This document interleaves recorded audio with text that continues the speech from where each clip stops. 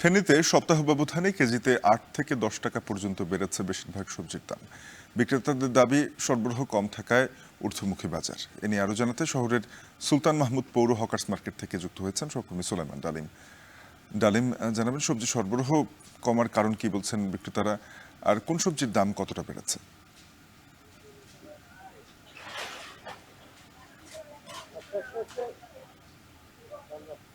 শাফিন, অন্যান্য দিনের চাইতে আজকে সবজি বাজারের যে চিত্র সেটি হচ্ছে যে কিছুটা দেরিতে আজকে সবজির বাজারে যারা বিক্রেতা আছেন তারা আসতে শুরু করেছেন এবং বৃষ্টির কারণে সবজির যে উৎপাদন বিক্রেতারা বলছেন দেশের বিভিন্ন প্রান্তে বৃষ্টির কারণে সবজির উৎপাদন ব্যাহত হচ্ছে এবং সবজির নষ্ট হচ্ছে, যার ফলশ্রুতিতে সরবরাহে কিছু প্রভাব ফেলছে এবং দাম বেশি বলে বিক্রেতারা আমাদেরকে জানিয়েছেন, যেটি সপ্তাহের ব্যবধানে ৮ থেকে ১০ টাকা বেড়েছে প্রতিটি আইটেমে। বিক্রেতারা বলছেন আজকের বাজারে আমরা দেখেছি যে প্রতি কেজি কচুর ছড়া বিক্রি হচ্ছে ৮০,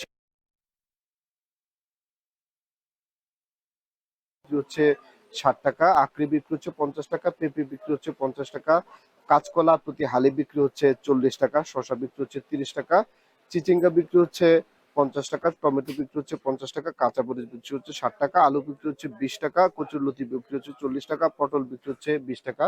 বাজারে যে সকল সবজি রয়েছে সেই সবজিগুলোর মধ্যে পটলই কিছুটা কম আছে, যেটি ৪০ টাকার মধ্যে বিক্রি হচ্ছে। এছাড়াও কচুরলতি বিক্রি হচ্ছে ৪০ টাকায়, ৪০ টাকা, ঝিঙ্গা বিক্রি হচ্ছে ৬০ টাকা, লাউ প্রতি পিস বিক্রি হচ্ছে ৫০ থেকে ৬০ টাকা এবং কুমড়ো প্রতি পিস বিক্রি হচ্ছে ৬০ থেকে ৭০ টাকা। বিক্রেতারা যেমনটি বলেছেন, দেশের উত্তরাঞ্চল, খুলনাঞ্চল সহ বিভিন্ন অঞ্চলের যে টানা বৃষ্টি তার ফলশ্রুতিতে কিন্তু সবজির যে ক্ষেত রয়েছে সেই ক্ষেত নষ্ট হচ্ছে, যার ফলশ্রুতিতে সরবরাহ কম হচ্ছে, সেটির কারণে দামও বৃদ্ধি পাচ্ছে। তবে বিক্রেতারা যেটি বলছেন যে এই বছরের এই সময়টাতে সবজির যে দাম যে ৫০ থেকে ৬০ টাকার নিচে রয়েছে।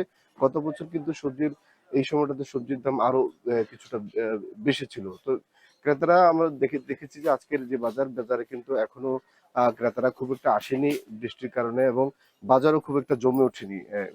দু একজন যাদেরকে আমরা পেয়েছি তারা বলছেন যে সবজির দাম ঈদুল ফিতরের এই সময়টাতে কিছুটা বেশি, তবে বছরের অন্যান্য সময়ের চাইতে সবজির যে দাম সেটি অনেকটা সহনীয় পর্যায়ে রয়েছে।